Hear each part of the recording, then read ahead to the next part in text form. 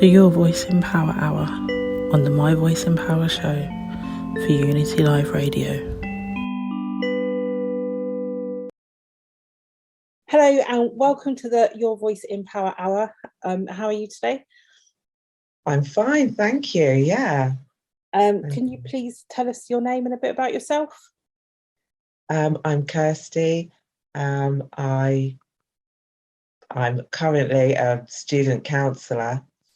I'm in a particularly good mood today as I have finally sort of hit my stride.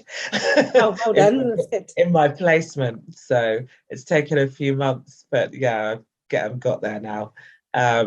So yeah, I'm coming to the end. I'm hopefully graduating this year. I'm a single mum. I've got a 9-year-old son. He's around somewhere. So yeah, so that's me. So do you have are you qualified in a specific area, or are you just like a counsellor in general? No, it's general counselling I'll be qualified in, but I'm actually doing my placement in addictions. Okay, can you, I don't know, tell us a bit more about that? Well, I live in an area where there's quite a lot of addiction, drug addiction. So the organisation I'm working for is a charity that was set up about 25 years ago in an area called Leven, which is particularly bad. I'm in Scotland, by the way. Oh, okay. Yeah, it's particularly bad for heroin addiction. So we're there to help with drug and alcohol. It's all kinds of people, all kinds of backgrounds, all kinds of addictions, and all kinds of traumas, really. Do you think that all of that has a lot to do with drug addiction? Because, you know, when you see people, like, well, not you obviously in particular, but, you know, in general, when people see drug addicts and stuff on the street, you know, we've run out of patience for them. No one's really interested in them. Like, but no one's a drug addict just because they want to be a drug addict. It's usually because they've experienced something. Yeah, we believe that all addiction is based in trauma, really. It all comes from trauma. And a lot of the stories you hear, you kind of realize that, yeah, no wonder you take drugs. Yeah. Yeah. It's not just one person or the odd person, I mean, it's pretty much everyone. And a trauma, that's what one person can see as a trauma is not necessarily a trauma to another. A trauma can be something that happened at school where you lost all your friends and something really embarrassing or humiliating. It could be your parents divorcing. It doesn't always have to be abuse or neglect. It doesn't always have to be something that's very criminal or very serious. Trauma is what can affect people. What becomes traumatic for someone is not always the same for everybody. Yeah, I get that, because you often hear, at least I'm doing, it's not as bad as what someone else is going through. But actually, I feel like that kind of like dismisses what you're going through, because you know, like you said, it doesn't have to be something serious. So like for me, like I've experienced like abuse, so something that someone else is going through might not seem, you know, if you wanted to compare, it might not seem as bad, but it doesn't make it any less important, because if that's the worst thing that that person's been through, then it's bad for them. Exactly. Yeah, exactly. So we're in a group called Rise of the Empaths, where we talk a lot about our experiences with being in narcissistic relationships. But before we get into that, because you were saying about addiction and trauma, do you think that any of that is like related? Like, is it? What do you mean? What's Like, I don't know. I know what I mean, but I can't think how to put it. So, like, can like narcissism and stuff like that come from addiction, or does, you know, a narcissist use addiction as an, like, yeah, am I making sense? Yeah, it is connected because a lot of I've had a few clients who have narcissistic parents, you know, and definitely that traumatizes them. And one of the coping tools that they use is to use drugs or alcohol, you know. Okay. Um, it doesn't matter which child they were, whether they were the scapegoat or the golden child, either Mm, way, um, you know, the experience of having a parent that isn't trustworthy, that lies, and when you never really know where you are, yeah. you know, they're unsure of their own reality, and who they are. So hence, yeah, that's a trauma. And there's a lot of clients that have that. I haven't had clients that I would consider to be narcissistic, but it's a difficult disorder to diagnose. It's Mm, different when you're in a relationship with someone one on one and you observe it all up close. As a counselor, you know, you can't kind of throw that out at just yeah. about everybody who seems a little bit selfish. Yeah. You know, so I wouldn't be able to say whether narcissists tend to be more addictive than other people. I don't think so. Really. Okay. So is narcissism, is it a mental health condition? Yes. Yeah, it is a personality disorder. Yeah. And does But it that, also sorry. it overlaps um, with bipolar and other personality disorders. They all have very similar symptoms, so they all sort of merge together. So again, that's what it's not an exact science, that. So Okay. again, it's difficult to I'm not as a counselor, I can't diagnose people anyway, but it's a difficult thing to diagnose because often you will find that they have bits from one personality disorder and bits from another. They overlap with each other. Okay, I see. So so then it would be possible to say then that you can have narcissistic children. Well, if you believe that it's a heritable illness, yeah, I suppose it is. So do you think that that work can be undone if you pick it up in a child? Yes, yes, but only to a certain extent. Okay. Mm. So it's not something that you can eradicate like altogether. Probably not, no. It's something that they could learn to manage, you Okay. know. So A bit like I don't know if you have ever watched you know Sheldon, no. The Big Bang Theory. I've seen some of those. Yeah. Um this is I mean Sheldon is a character who um in all really, I guess he's on the autism spectrum in that he's super intelligent, Mm, but really doesn't have much empathy for people, has no social skills, yeah. doesn't really understand how to have relationships with people. Um, but he's been taught gradually how to do that.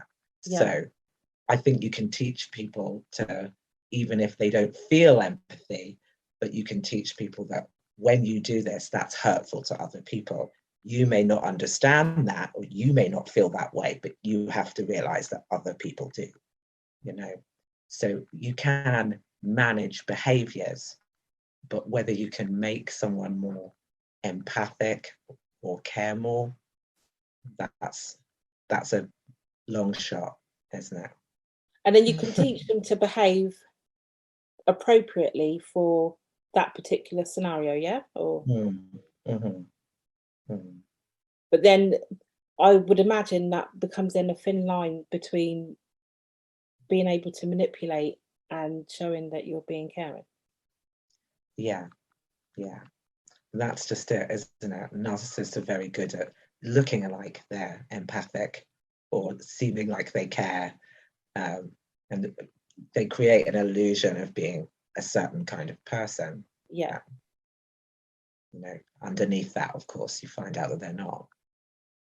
So today, will you be sharing from a professional perspective about narcissism or personal? It would be personal, because I wouldn't say that I have loads of professional experience of it, because I haven't. So, but my personal experience is what has brought me here and brought me to counselling as well, I suppose. Yeah, I understand that. Yeah.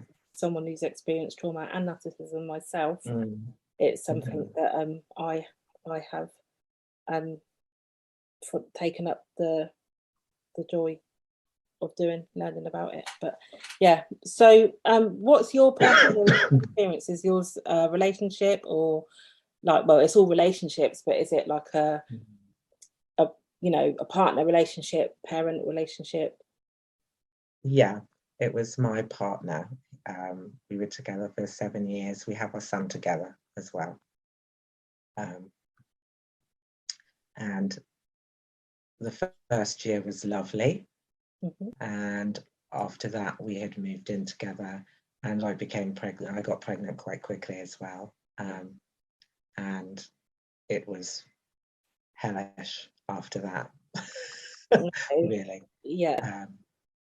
When it starts with very, very small things that if you told somebody that, they would think that you were just being really petty.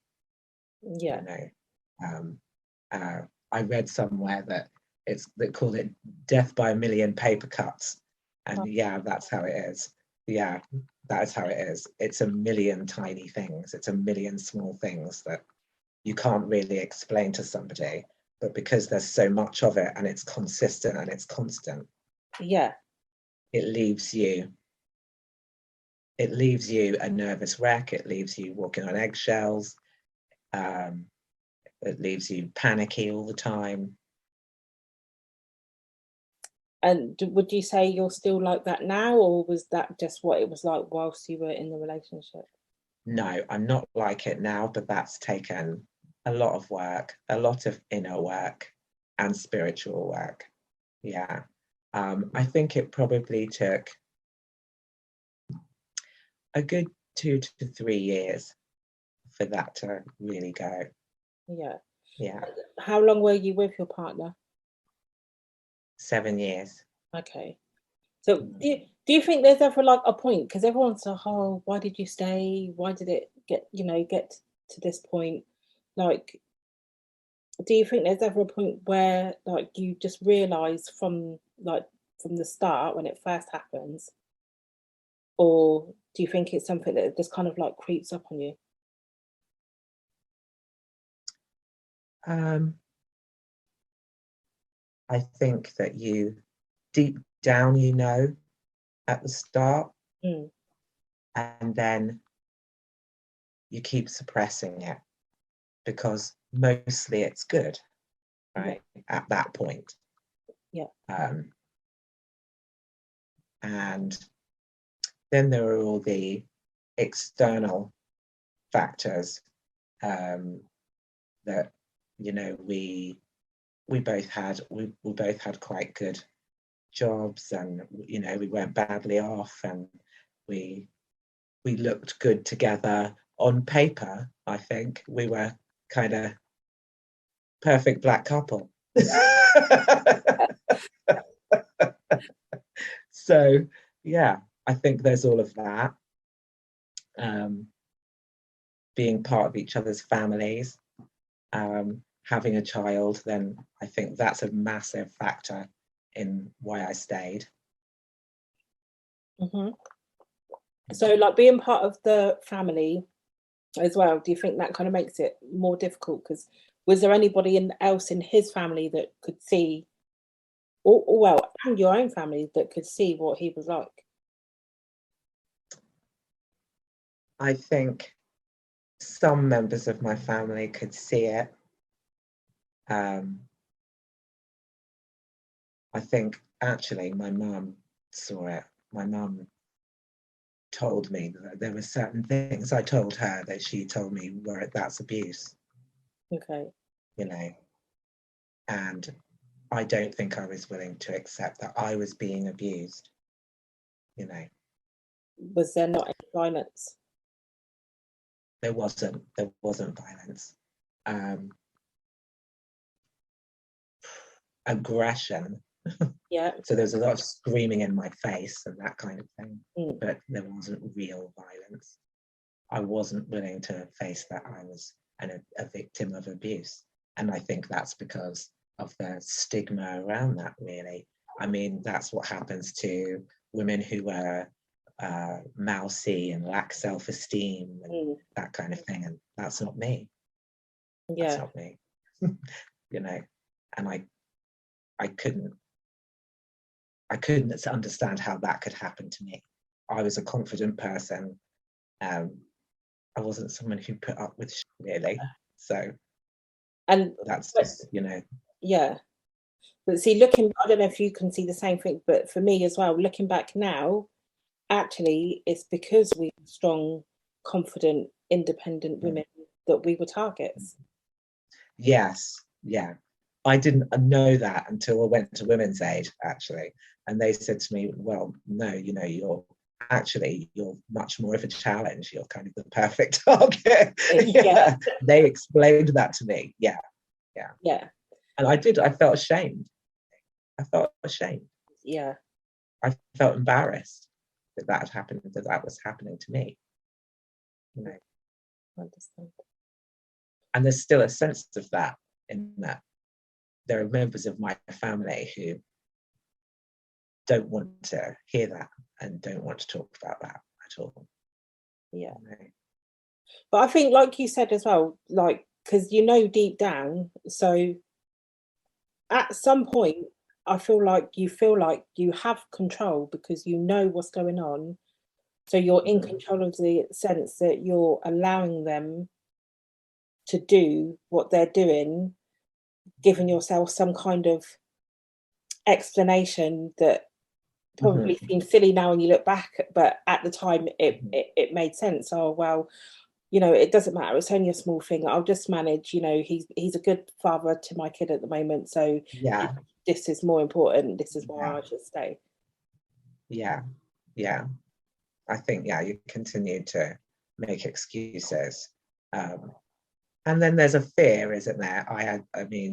I stayed at home with my son till he was 3. I wasn't working. I was dependent on him financially. And I didn't have a whole lot of family support where I was, because I was still in Reading at that time. So it was the fear of, how am I going to cope? How am I going to manage without him? How am I going to manage on my own? And again, that was part of the confidence, my confidence just leaking away. Because that I looked after myself perfectly well before him. It was just but having a child obviously changed that. I grew up with 2 parents, so I thought, oh my God, how am I gonna cope with a child of my own? And I didn't have I didn't have the strength to even think about that, because I was a nervous wreck most of the time. I didn't have the strength. And were you concerned about the stigma that comes with being a single parent as well?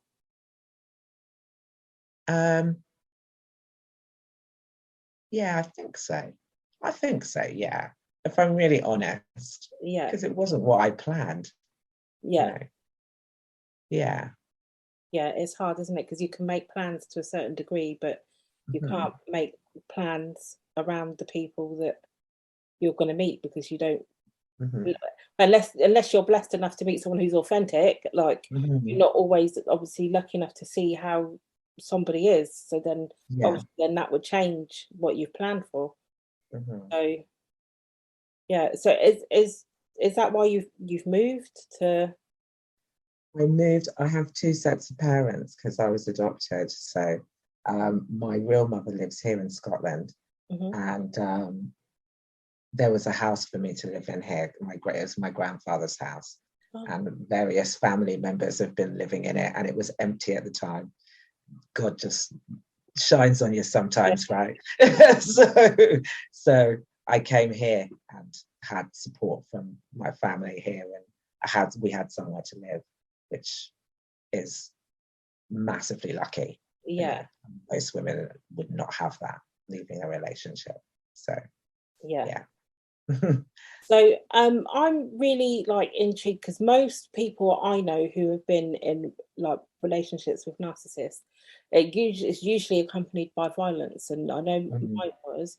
So I think it's really important if we can highlight and elaborate certain points because, as well, I think it can be difficult to see that you're being abused if mhm. no one's actually touching you because I think in a lot of cases people don't take into account emotional abuse and No, they don't. sometimes verbal abuse, but because again, if he's not calling you names and things like that, that might not be taken into consideration. So can you remember like one of the smallest things that would have been that was actually significant to how you were being treated? Um, okay, reading. Um, I used to read in bed at Hmm. night, and he insisted that he couldn't have the light on. Um, oh, and I used to watch TV sometimes as well. I wasn't allowed to watch TV, and I wasn't allowed to have the light on. And this was because he's bipolar. Going, yeah, he's bipolar. Going back to the overlapping disorders. Okay. Yeah. Yeah, and his sleep is really, really important. Um, so I couldn't have the light on, and I remember him saying that he couldn't sleep with the sound of pages turning. What? Okay. Yeah. See, and so small things like that. So did you like at first? Did you kind of be like, "All right, okay, you understand, you get because of his bipolar and stuff like that that this could be an Yeah, yeah. But then further down the road, I realized that it was more just to take something away from me that I enjoyed.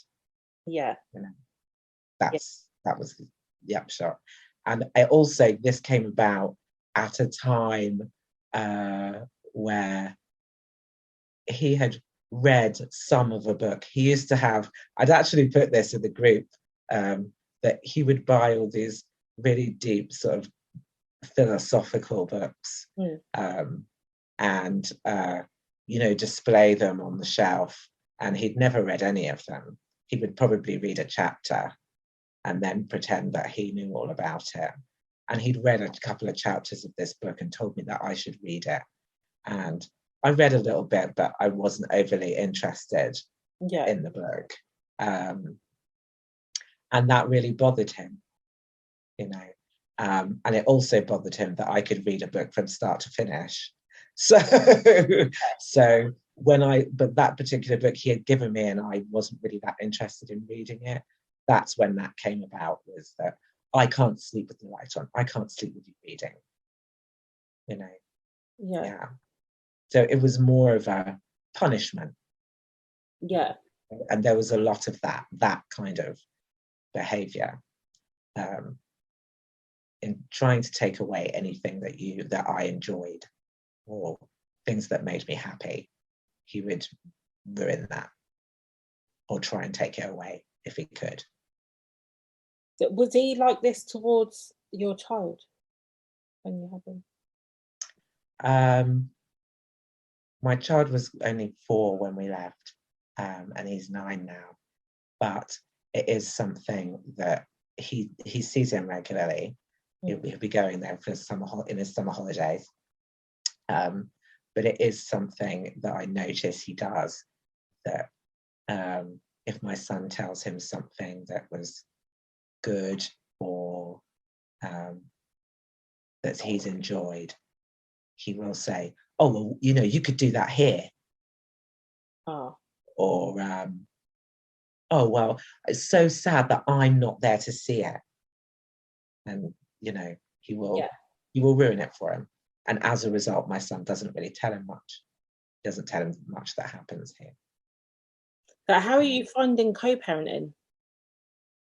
We don't co-parent. We don't co-parent. It's called parallel parenting, and Okay. that what happens in his house is happens in his house, and what happens here is what I decide, and that's it. Okay. I don't. There are things that I don't like, but I do not get into arguments with him about how late Sol should stay up, or what he should be doing, or how much time he spends online on screens. No, I just allow it. I Okay. just let him do what he wants to do at his house. He doesn't get to do that here. Okay. These are my rules, and that's it. I have as little contact with him as possible.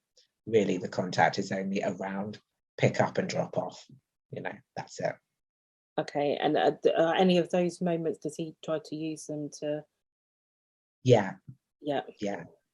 More at the beginning, not so much now. But at the beginning, yeah, he would shout at me, and I'd have to watch my son go off crying. Yeah. And I feel like some of these are silly questions, but obviously because people are listening, and I'm just trying to get them to understand the experience from someone who's been in those shoes. So when did you make the decision to come out of it?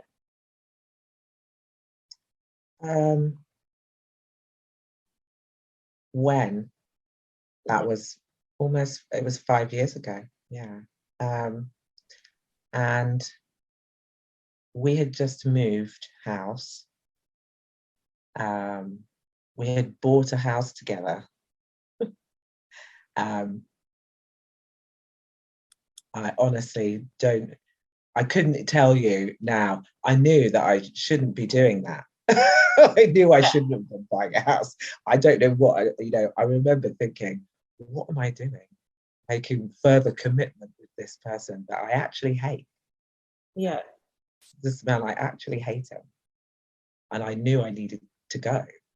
And I couldn't seem to find my way out, and we had just, I think it was, I had started chanting, doing Buddhist chanting. And I think it was because, remember that Tina Turner movie? That was exactly what was in my head. Yeah. Yeah, that was it. And I remember that, and I watched a program, Bettany Hughes. It was a history program on the BBC about Buddhism, and I watched this program, and something clicked, and I've no idea why. And so I started chanting. I didn't know what I was doing. I didn't know anything about breathing or any of the Buddhist stuff. Yeah. I just thought, you know what, I'll just chant and give it a go. And that opened up a whole new world for me. It calmed me. It gave me clarity. It stopped the panic attacks I was having. And I just saw him clearly. I saw it all as it really was, rather than always thinking he's not that bad. Telling myself he can't be that bad. That was then I started meditation and getting really into that. That's when I realized he really is that bad. He really is. In fact, he's worse than he's everything I suspected and more. So you actually, I just couldn't face that. I couldn't face it. Yeah. So with that, we had moved. I knew that I didn't want to do. About a month after we moved, I was going to go out. I was going out, and he screamed at me that I was a selfish bitch in front of my son, and I didn't care about them at all. I care more about my friends. I used to go out about once a month. Yeah. Right. So he didn't have friends, so I guess that's where the jealousy came in. But yeah, and that was just enough. My son was my son actually got in between us and said, "Stop it, stop fighting." And he just carried on. Oh. And that was enough. Yeah. At that point, I thought, I cannot have my son watch this and think this is normal. I can't. Even if I'm not prepared to save me, I have to save him. Yeah. And that's when I decided I was done. Yeah, good for you. So that kind of like, so I was thinking then as well, like, you know, they say a lot of the times a woman has the relationship is finished for her while she's still in the relationship. So you pretty, but that was the same for you then, and you pretty much started your healing journey whilst you were in it, and that's what enabled you to get out of it. Yes, definitely. And I mean, also there was also I was saving money as well. Didn't really know why I was saving it, but I was saving it for something. And just doing things that would keep me up, keep me topped up. Like, you know, on the days I didn't work or I was at home, I'd be listening to gospel music all day. At that point, I wasn't really sure if I believed in God. I didn't grow up with religion or anything. Perhaps the chanting and the meditation kind of brought me to there. I didn't know why I was listening to gospel music. I just knew that it made me feel better. Now I listen to it all the time. But it made me feel better, you know. And I was just kind of trying to keep my head above water, you know. So yeah, I was doing things that I couldn't really explain, but I knew that they were helping. I knew that they were getting me through it. Yeah.